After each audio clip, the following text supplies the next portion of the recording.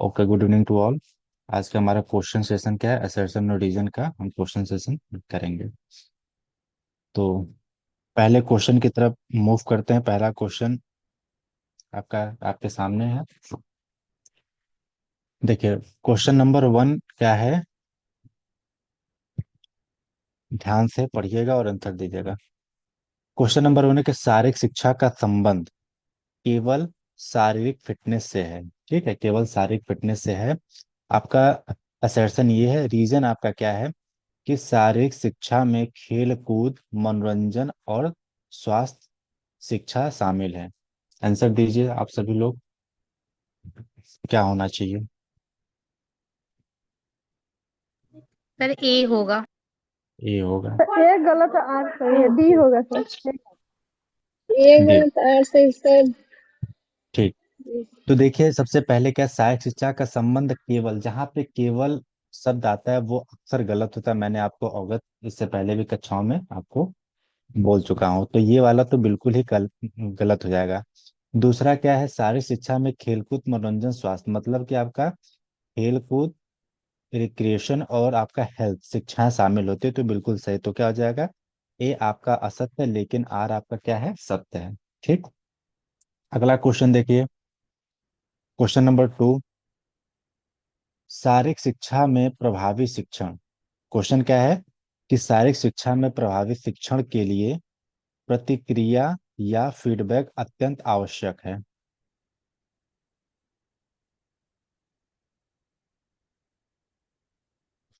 दूसरा क्या है? रीजन, प्रतिक्रिया फीडबैक से प्रदर्शन के बारे में जानकारी मिलती है और त्रुटियों को सुधारने में मदद मिलती है। ऑप्शन का चुनाव करें। सर दोनों सही है, ये होगा। दोनों सही है। यार दोनों सही है। ये सही। ओके। देखिए, एक एक में क्या कह रहे हैं कि सहायक शिक्षा में प्रभावित शिक्षण के लिए प्रतिक्रिया फीडबैक अत्यंत आवश्यक है। तो ये जाहिर सी बात है, सहायक शिक्षा में है तो फीडबैक, बच्चा कैसा कर रहा है कैसा नहीं कर रहा है तो उसको फीडबैक देना अत्यंत आवश्यक है। तो ये तो पहला वाला तो सही है। दूसरा क्या है? प्रतिक्रिया फीडबैक से प्रदर्शन के बारे में जानकारी मिलती है। जैसे कि सपोज दैट आप में से जैसे अलका है, मान लीजिए ग्राउंड एक्टिविटी कर रहे हैं या कुछ भी कर रहे हैं, जब तक हम इनको फीडबैक नहीं देंगे कि आप अच्छा कर रही हैं या खराब करिए, तब तक इनके प्रदर्शन में क्या आएगा? इनको जानकारी नहीं मिलेगी। जब हम इनको बताएंगे फीडबैक कि ऐसे नहीं, स्किल ऐसे करिए, ये चीजें कमियां इसको सुधार करिए, तो उनको जानकारी मिलेगी और त्रुटियों को सुधारने में मदद मिलेगी। तो बिल्कुल ही दोनों सही है। और क्या कर रहे हैं? आर ए की सही व्याख्या भी कर रहा है। तो आपका क्या हो जाएगा? Option A is the correct answer. Question number next, चलिए क्वेश्चन नंबर 3। क्या है शिराओं और धमनियों? क्या है कि शिराओं और धमनियों की दीवारों की तुलना में अधिक मोटी होती है। आपका असर्शन ये क्या है? सिराओं की दीवारें धमनियों की तुलना में अधिक मोटी होती है। रीजन क्या है? धमनियों की तुलना में सिराएं कम दबाव पर रक्त प्रवाहित करती हैं। बताइए। ये गलत है, आर सही है सर, डी होगा। एक बिल्कुल परफेक्ट आपने आंसर दिया। देखिए, सिराओं क्या है? सिराओं की दीवारें धमनियों की तुलना में मोटे अधिक होती है, ऐसा नहीं, पतली होती हैं। ये आपका हो जाएगा गलत। और दूसरा, धमनियों की तुलना में सिराएं कम दबाव पर रक्त प्रवाहित करती हैं। तो ये बिल्कुल सही है। तो क्या आ जाएगा? Option D is the correct answer. अगला क्वेश्चन, सभी लोग आंसर देने का प्रयास करें। अगला क्वेश्चन है, एक प्रशिक्षित एथलीट की आराम की अवस्था। असर्शन आपका क्या है? एक मिनट रुकिएगा। हाँ, क्या है? एक प्रशिक्षित एथलीट की आराम की अवस्था में हृदय गति अप्रशिक्षित व्यक्ति की तुलना में कम होती है। असर्शन है। रीजन है, शारीर प्रशिक्षण से स्ट्रोक वॉल्यूम में सुधार होता है, जिससे हृदय गति, धड़कन अधिक रक्त पंप करता है। दोनों सही। दोनों सही दोनों हो सही गया है, पूरा। होगा सर। ठीक, ओके। देखिए, एक अप्रशिक्षित मतलब कि नॉन एथलीट कोई प्लेयर है, या जैसे सामान्य तौर पे कोई भी है, कि आराम की अवस्था में हृदय गति प्रशिक्षित व्यक्ति की तुलना में कम होगी, बिल्कुल ये सही बात है, इसमें कोई डाउट नहीं है। दूसरा क्या है कि प्रशिक्षण से स्ट्रोक वॉल्यूम में सुधार होता है, बिल्कुल होता है, जिससे हृदय प्रति धड़कन अधिक रक्तचाप करता है। तो that is a correct answer, यानी कि A and R both are true and R explain of A, मतलब कि आर ए की सही व्याख्या करता है, तो आपका हो जाएगा करेक्ट ए आंसर। अगला क्वेश्चन देखिए। अगला क्वेश्चन क्या कहता है कि ट्रायल एंड एरर लर्निंग में सुदृढ़ीकरण क्या है, सुदृढ़ीकरण शामिल नहीं, शामिल नहीं है आपका ये है। एक मिनट और कोई आया है क्या? ये काफी देर से वेट कर रहे थे, अच्छा। और रीजन क्या है ये कि गलत लग रहा है थांडाई और थांडाई का प्रभाव का नियम कहता है कि संतुष्टि के बाद होने वाली प्रतिक्रियाएं मजबूत होती हैं। सर ये डी गलत होगा। है डी सर, आर है, सही डी होगा सर, ये असर। देखिए, जिन्होंने चुना है ऑप्शन डी उनका है बिल्कुल परफेक्ट आंसर। अब ध्यान दीजिएगा कि ट्रायल एंड एरर, ये भी वेट एडमिट, ट्रायल एंड एरर लर्निंग में सुदृढ़ीकरण शामिल नहीं, ऐसा नहीं है, उसमें सुदृढ़ीकरण तो शामिल होना चाहिए। ठीक। दूसरा आपका क्या है कि थांडाई का प्रभाव का नियम कहता है कि संतुष्टि के बाद होने वाली प्रतिक्रियाएं मजबूत होती, जाहिर सी बात है, आप कोई चीज सीख रहे हैं तो उसमें आपको संतुष्टि मिलनी चाहिए, अगर संतुष्टि मिलेगा तभी तो आपकी प्रतिक्रिया मजबूत होगी, और जब नहीं मिलेगी तो फिर क्या होगा, आप मजबूत नहीं होंगे। ठीक है, तो जिन्होंने चुना है ऑप्शन डी उनका है बिल्कुल good perfect evening answer. Sir. Good evening. Next question देखिए कि लीक प्रणाली संयोग, अभी कथन क्या है कि लीक प्रणाली संयोग संयोग के कारण को पूरी तरीके से समाप्त कर देती है। रीजन क्या है कि टीमों क्या है, टीमों के एक बजाय कई मैच खेलती है। इसकी बात कही जा रही है, लीग सिस्टम एलिमिनेटेड टूर्नामेंट की बात कही जा रही है। इसमें आपका है कि लीग प्रणाली संयोजन के कारण को पूरी तरीके से समाप्त कर देती है। दूसरा है टीमें एक के बजाय कई मैच खेलती हैं। यस सर, दोनों सही है। दोनों सही है, हैं। डी। दोनों सही। देखिए, दोनों तो सही हैं, लेकिन क्या है, ये एक दूसरे से कोरिलेट नहीं, मतलब कि सही व्याख्या नहीं करती हैं। एक तरफ बात करें, लीग प्रणाली संयोजन के कारण को पूरी तरीके से समाप्त कर देती, ठीक है कर देती है। दूसरा क्या, टीम एक के बजाय कई मैच खेलती है, तो दोनों तो सही लेकिन आपस में क्या को रिलेट नहीं कर रहे हैं। इस वजह से आपका हो जाएगा option B is the correct answer. अगले क्वेश्चन पे मूव करते हैं, ओलंपिक से मतलब हर एक टॉपिक से उठाया गया क्वेश्चन। असर्शन और रीजन, असर्शन क्या है कि ओलंपिक मूल्य, ठीक, असर्शन क्या है कि ओलंपिक मूल्य में उत्कृष्टता का अर्थ है स्वर्ण पदक जीतना। एक। दूसरा क्या है कि उत्कृष्टता खिलाड़ियों को परिणाम की परवाह किए बिना अपना सर्वश्रेष्ठ प्रयास करने के लिए प्रोत्साहित करती है। दोनों सही एक्सीलेंस, है सर। दोनों सही है excellence in sir, Olympic value दोनों मीन्स सही है सर। Winning gold medal. क्या आपने ये कभी सुना है कि ओलंपिक में हम गोल्ड जीतने के लिए जाते हैं? ये नहीं सुना होगा। ये हमने ये हमारा उद्देश्य नहीं होता है कि मतलब उद्देश्य तो होता है लेकिन उत्कृष्टता उसकी एक्सीलेंस ये नहीं होती है कि हमें पदक जीतना है। ये हार और जीत दोनों आपका होने, तो पहला वाला आपका क्या जीरो। हो जाएगा, गलत हो जाएगा। ये नहीं कहता है। उत्कृष्टता का अर्थ यहाँ पे पूछा है ना, मीनिंग पूछा है, तो मीनिंग आपका ये नहीं होगा कि विनिंग गोल्ड मेडल आपका ओलंपिक में करने के लिए, तो ये आपका बिल्कुल गलत हो जाएगा। अब दूसरा क्या है, उसी का प्रयास कर रहा है समझाने का, जो उत्कृष्टता है जो एक्सीलेंस है वो खिलाड़ियों को परिणाम की परवाह किए बिना, जब क्या है, परिणाम की परवाह किए बिना अपना सर्वश्रेष्ठ प्रयास करने के लिए प्रोत्साहित करता है। मतलब ये उत्कृष्टता क्या कहता है कि सर्वश्रेष्ठ प्रयास, अपने तरफ से पूरा हम एफर्ट लगाएंगे और प्रयास के साथ हतोत्साहित करती है। तो आपका रीजन आपका करेक्ट हो जाएगा, तो इसमें क्या हो जाएगा, ए आपका असत्य हो जाएगा, लेकिन आपका आर सत्य हो जाएगा। बात समझ में आ गई कि नहीं बताइए। हमको लगता है ये क्या सही सर? है सर। नहीं इसलिए सर, सही ठीक। है कि हाँ। कोई भी खिलाड़ी को लगता है कि हम अगर खेलेंगे तो जीत जाएंगे। हम्म। अच्छा ये बताइए, किसी भी खिलाड़ी को लगता है ना वो ये लगता, हाँ, अगर किसी भी खिलाड़ी को लगता है कि वो गोल्ड मेडल जाए, तो ऐसे तो बहुत सारे खिलाड़ी हैं जिनको ये लगता है कि हम गोल्ड मेडल जीत जाएंगे, तो क्या सब जीतता है? नहीं जीतता है। आप नहीं, इस सब तो क्वेश्चन नहीं का जीते लेकिन लगता है जैसा कि सुने, खेलेंगे आप तो हम जीत जाएंगे, प्रयास करेंगे तो हम जीत जाएंगे। सुनिए, अब क्वेश्चन को आप बहुत ही ध्यान से और शालीनता पूर्वक पढ़िए कि ओलंपिक मूल्य में उत्कृष्टता का अर्थ, किसका? उत्कृष्टता का अर्थ क्या है? कि स्वर्ण पदक जीतना। तो ये उत्कृष्टता का अर्थ ये नहीं है। बात समझ में आई? उत्कृष्टता का वास्तव में क्या अर्थ है? उत्कृष्टता का यही अर्थ है कि बिना मतलब परिणाम का बिना परवाह किए बिना, मतलब हमको परिणाम, क्या हार में क्या जीत में किंचित नहीं भयभीत में, ये भी सही वो भी सही वाली कहानी।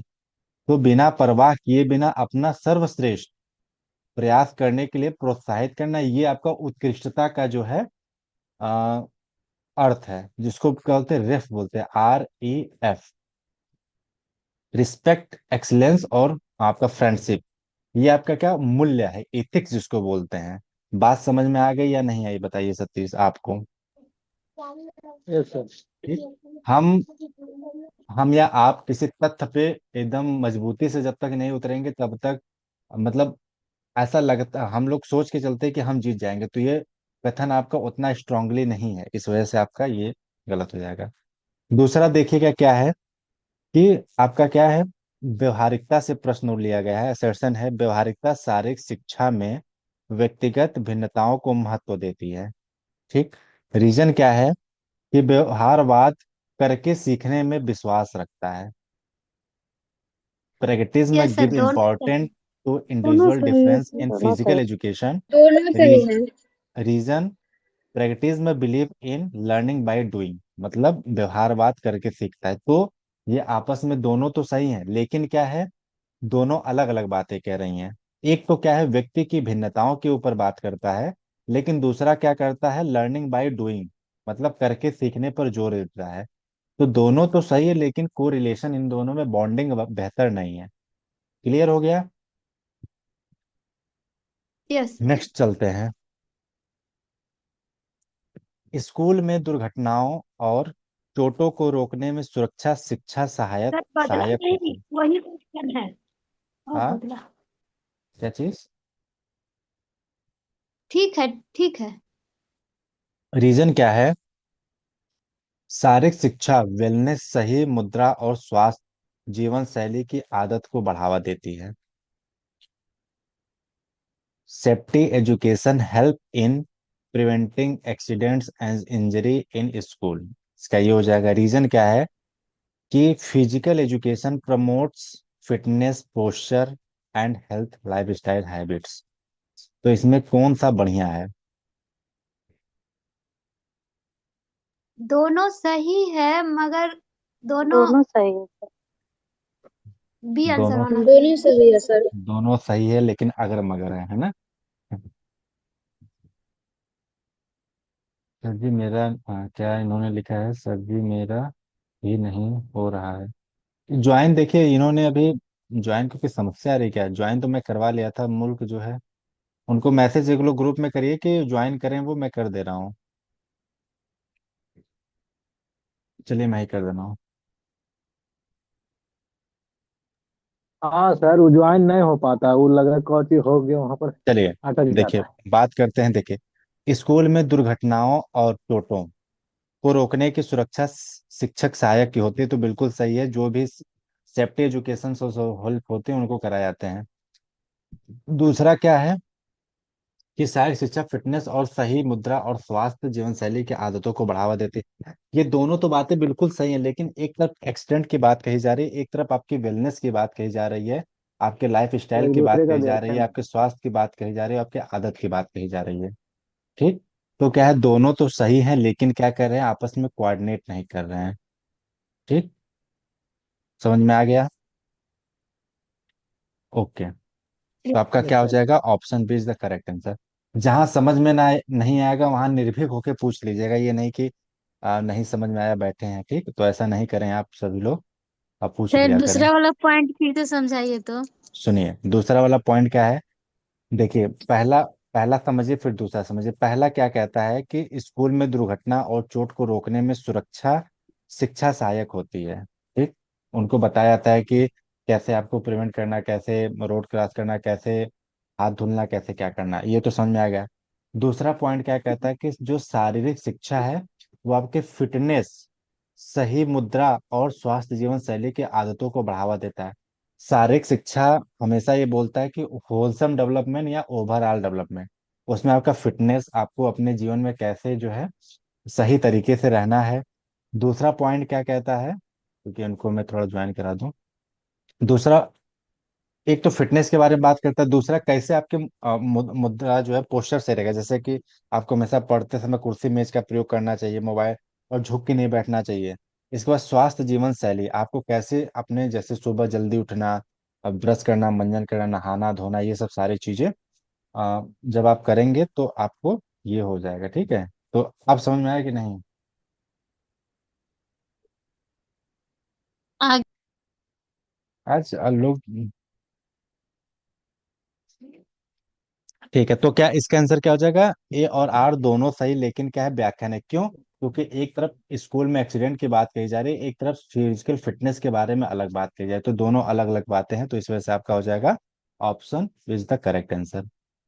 अगला क्वेश्चन देखिए क्या है।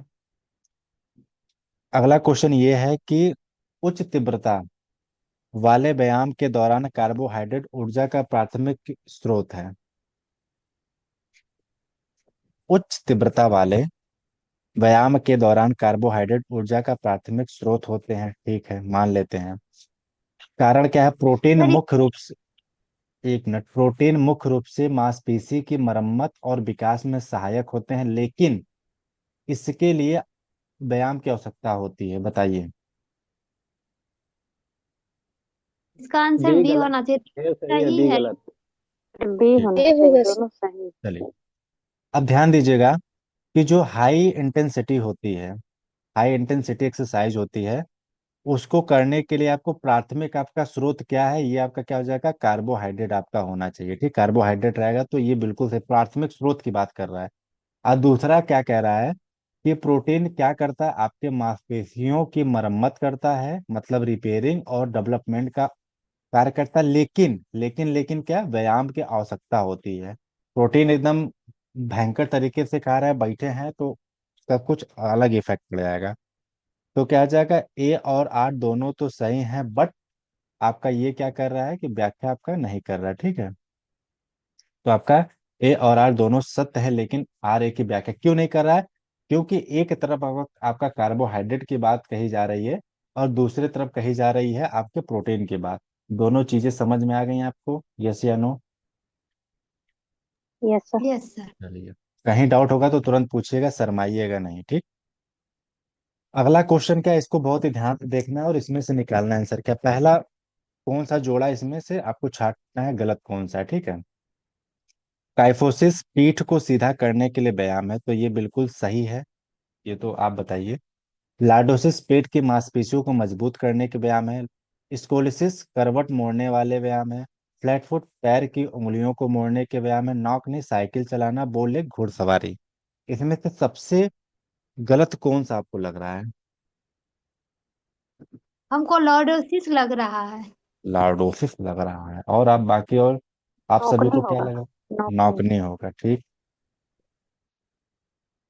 ठीक है। तो जिन्होंने बोला है नौकनी, बहुत ही बेहतर इन्होंने आंसर दिया है। देखिए ध्यान दीजिएगा, जो काइफोसिस होता है वो आपको पीठ को सीधा रखने में मदद करता है। काइफोसिस कहाँ पर होता है, ये आपके बैक पीछे होता है, ठीक, अगर झुक उक के चल रहे तो काइफोसिस होने की समस्या ज्यादा हो जाती है। लार्डोसिस पेट की मांसपेशियां मजबूत करने के लिए होती है, ठीक है, लार्डोसिस जो होती है वो पेट की मांसपेशियों को मजबूत करने के लिए होती हैं, ये बिल्कुल ही करेक्ट है। अगला का स्कोलिसिस, स्कोलिसिस क्या होता है, जो आपका एस शेप या सी शेप आपका बन जाता है, इसको स्कोलियोमीटर से चेक किया जाता है कि आपका स्पाइनल कॉर्ड कितना आपका सही है, कितना खराब है, ऐसे, ठीक है। तो ये करवट मोड़ने के व्यायाम के लिए इंपॉर्टेंट होता है, ये भी सही है। बी क्या, फ्लैट फुट, पैर की अंगुलियों को मोड़ने के व्यायाम, तो ये भी आपका सही, भी मैं दिखाऊंगा फिगर कहता है। तो पैर के अगर फ्लैट फुट है, अगर पैर की उंगलियों को मोड़ के व्यायाम करेंगे तो आपका वो खत्म हो जाएगा, तो ये भी सही। नौकनी साइकिल चलाना, नौकनी क्या होता है? नौकनी मतलब कि आपका क्या हो जाएगा, एक होता है बो लेग होता है। बो लेग में क्या होता है, आपका धनुष की तरह आकार हो जाता है, लेकिन नॉकनी में क्या होता है, वो चिपट जाता है, वही यानी कि ऐसे ऐसे हो जाएगा, ठीक। तो इसमें साइकिल नहीं चलाना होता। बो लेग आपका घुड़सवारी, बिल्कुल बो लेग है तो आप घुड़सवारी करेंगे तो बिल्कुल बेहतर तरीके से हो जाएगा। अब इसका फिगर देखिए कि ये नौकनी क्या है। अगर नौकनी हो चुका है किसी भी लोग को, तो उनको कौन सा एक्सरसाइज का, एक तौलिया रखिए नीचे, और उस तौलियो को पैर से जो है उठाना होता है। जैसे कुछ भी, जैसे साड़ी गिर गया, कुछ भी हो गया, या फिर कुछ आ, पहन में कुछ गिर गया, तो उसको पैर से उठा लेते हैं, तो वैसे करेंगे। या फिर आप बालू में जाके कर सकते हैं। तो ये सब विधियां होती हैं जो नॉक इसको बोले को सही करने के लिए। तो इसका आंसर क्या हो जाएगा आपका? E is the correct answer. चीजें समझ में आ रही हैं या नहीं? डाउट तो नहीं ना हो रहा है?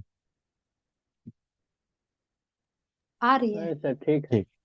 अगला क्वेश्चन देखिए, इसमें भी गलत का चुनाव करना है, मिलान करना है। काइफोसिस, बैठने की गलत मुद्रा, पीठ के को मजबूत बनाना, एक तो ये है आपका। दूसरा क्या है कि फ्लैट फुट कमजोर स्नायु आर्च व्यायाम है।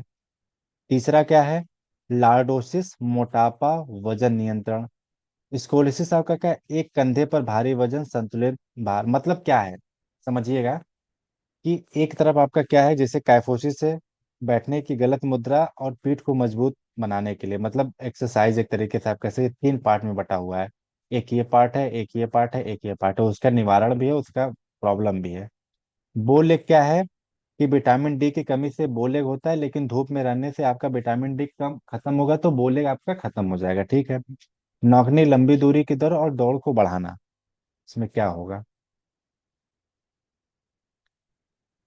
क्वेश्चन किनको समझ में नहीं आया?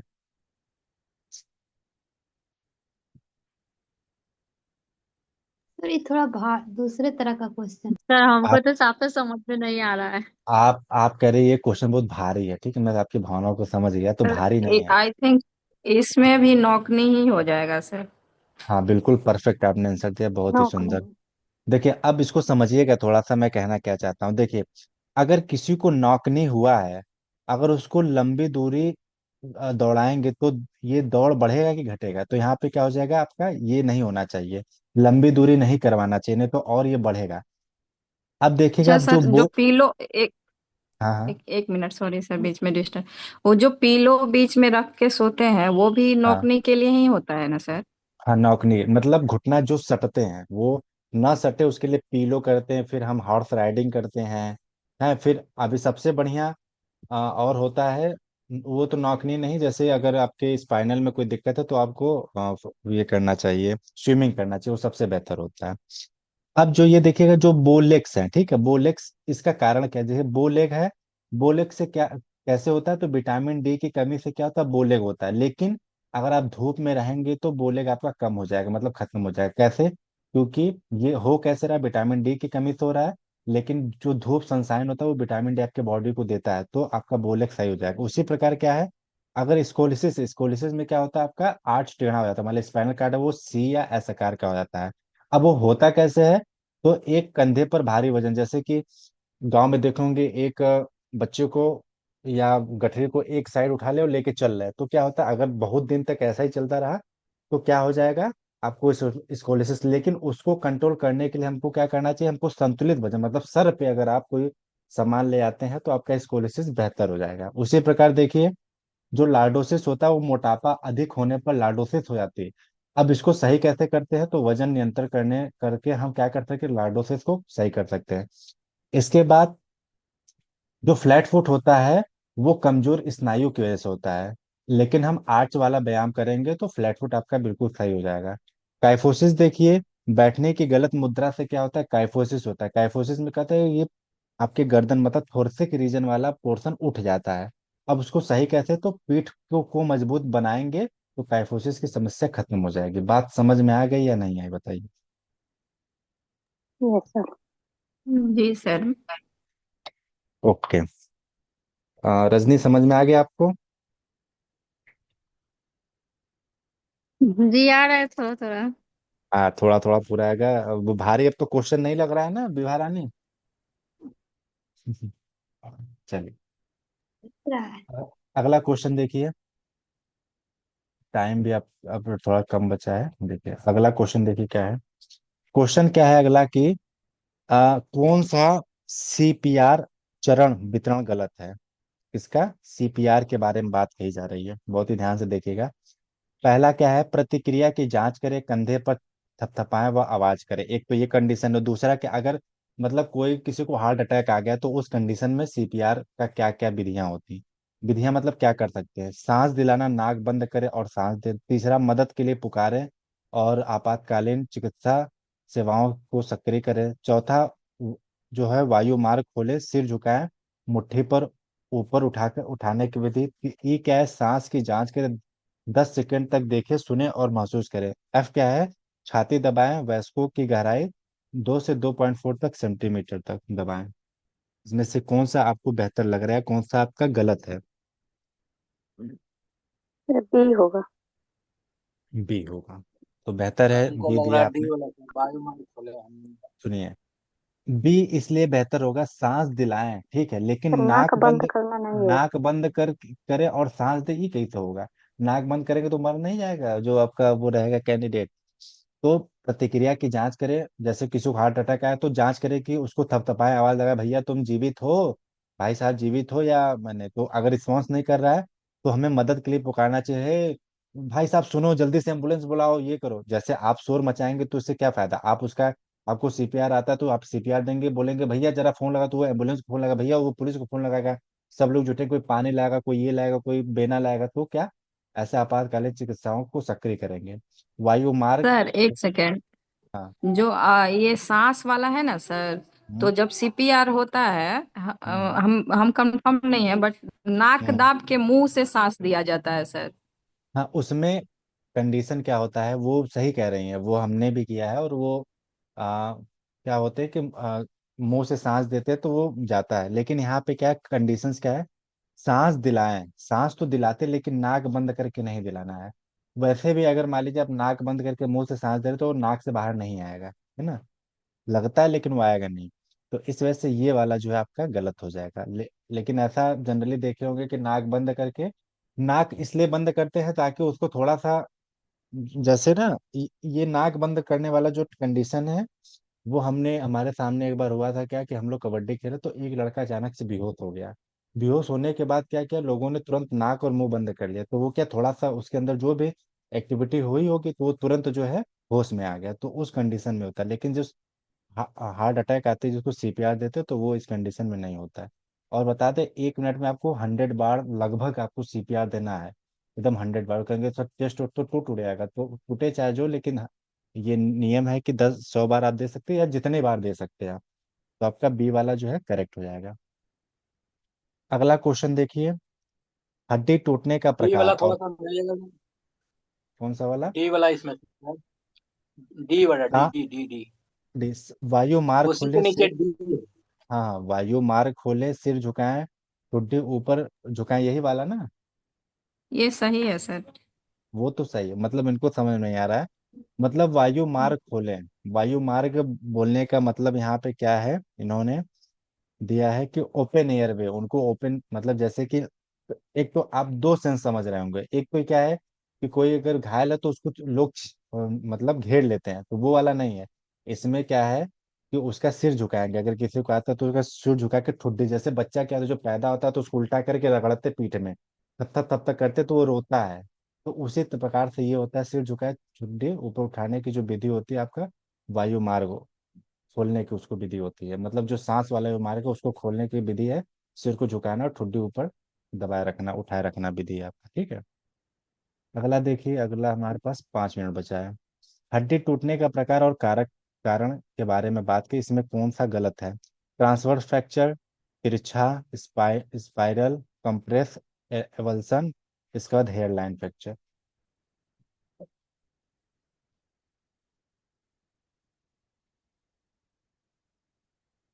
विल्सन।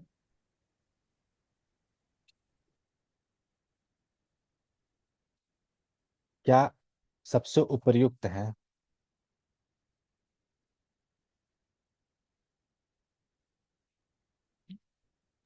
एफ होगा क्या? एफ। ठीक है, ई। डी। बिल, बिल, बिल्कुल करेक्ट है, एफ होगा। हेयर लाइन, हड्डी का पूर्ण रूप से विस्थापन मतलब कि डिसलोकेशन हो गया वो। हेयर लाइन में तो लाइन आ जाता है ना, लेकिन यहाँ पे क्या है, हड्डी का पूर्ण रूप से विस्थापन। जैसे क्या, ये कंधा है और इस कंधे में ये फंसा हुआ है, जब ये इससे अलग हो गया तो मतलब क्या, ये तो पूरा डिसलोकेशन हो गया ना। लेकिन यहाँ पे टर्मोलॉजी क्या है कि हेयर लाइन फ्रैक्चर हड्डी का पूर्ण विस्थापन, यही आपका गलत है, बाकी सब अपने आप में सही है। ट्रांसवर्स मतलब क्या होता है, ऐसे ऊर्ध्वाधर, ये आपका बोन ऐसे ऐसे सीधे सीधे से हो जाना। तिरछा मतलब ये आपका हड्डी ऐसे तिक्का कर जाना। स्पाइरल मतलब थोड़ा सा ऐसे हड्डी है तो घुमावदार कटना। कंप्रेस क्या है कि आपको कोशिकाओं में मतलब कंप्रेस दबाव से एक तरीके से।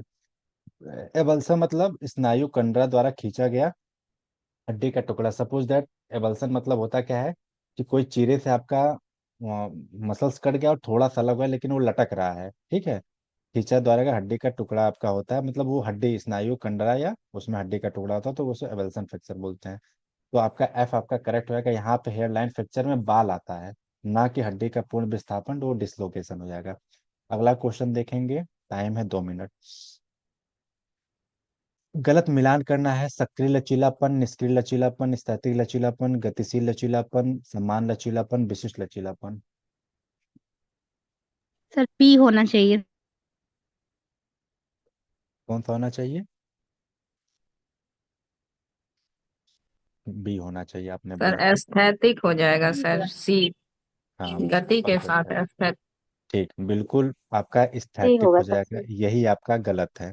देखिए, सक्रिय में क्या होता है, ऐच्छिक मांसपेशियां संकुचन होते हैं सक्रिय में।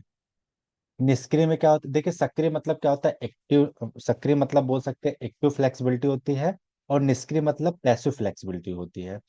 हमें जब हम निष्क्रिय होते हैं तो हमें बाहरी, जैसे सपोज सबसे बढ़िया उदाहरण, आप अभी ठंडी के माहौल में बेड में बैठे होंगे, कहते हैं बेटा जरा सा गर्म पानी दे दो, खाना दे दो, मतलब आप निष्क्रिय सहायता ले रहे हैं, मतलब आपका कोई दूसरा सहायता कर रहा है, तो वो निष्क्रिय लचीलापन हो गया। इसमें क्या करते हैं कि आपका एक अपोनेंट होता है, वो आपको एक्सरसाइज फ्लेक्सिबिलिटी को बढ़ाने में मदद करता है, कोई इक्विपमेंट्स का सहारा लेते हैं।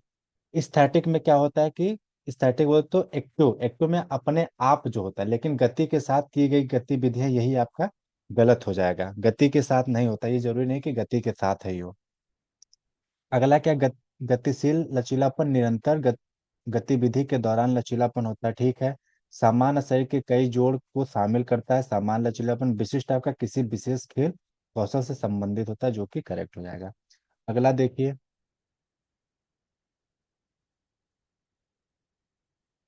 हड्डी से आपके संबंधित विकार है, osteomalacia, rickets, arthritis, osteoporosis, scoliosis, kyphosis.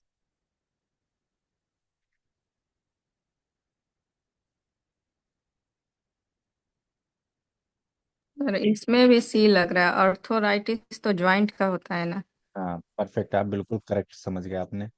Arthritis मतलब जोड़ों का, जैसे बुढ़ोती में नहीं जो कहते हैं गठिया रोग हो गया है। गठिया रोग का मतलब क्या होता है कि दो ज्वाइंट के बीच का साइनोवियल द्रव्य सूख जाता है, तो हड्डियां कटर कटर कटर कटर आपस में बोलते कहते, फिर बुढ़ोती में करी दैया रे दैया जो है, हड्डी चमक रही है ना, कहते हैं लोग। ऑस्टोमलेशिया वयस्क में हड्डियों को नरम होना, जब जो बूढ़े लोग होते हैं उसमें अगर हड्डियां नरम हो जाती हैं तो उसको ऑस्टोमलेशिया बोलते हैं। रिकेट्स क्या होता है, वो बच्चों की हड्डियों में जो विकृति या विकार आता है उसको रिकेट्स बोलते हैं। अर्थराइटिस का तो दो जोड़ों के बीच का जो साइनल द्रव्य होता है वो सूखने की वजह से, या बहुत ज्यादा आप अपने रनिंग कर रहे हैं, या फिर अभी क्या है, जैसे इंडियन टॉयलेट और वो एक वेस्ट वो होता है, तो इस पे बैठ के करने से थोड़ा सा घुटना सेफ रहता है, लेकिन इंडियन में क्या होता है कि इसके बाद अवॉइड करना चाहिए। इसके बाद ऑस्टियोपोरोसिस हड्डियों के घनत्व में कमी, स्कोलियोसिस रीढ़ की हड्डी का पार्श्विक भाग, और काइफोसिस आपका रीढ़ की हड्डी का आगे की ओर झुकाव। अभी लिंक कट जाएगा तो हम आपको गूगल मीट भेजेंगे, ठीक है, तो परेशान होने की जरूरत नहीं, तुरंत हम भेजेंगे तो उस पर ज्वाइन कर लीजिएगा। तो आपका क्या होगा, एथराइटिस आपका हड्डियों के नरम होने का रोग है आपका, सही हो जाएगा। ठीक है, यहीं मैं करता हूँ क्लास क्लोज, अभी मैं मीट पे मिलता हूँ, आपको भेजता हूँ लिंक।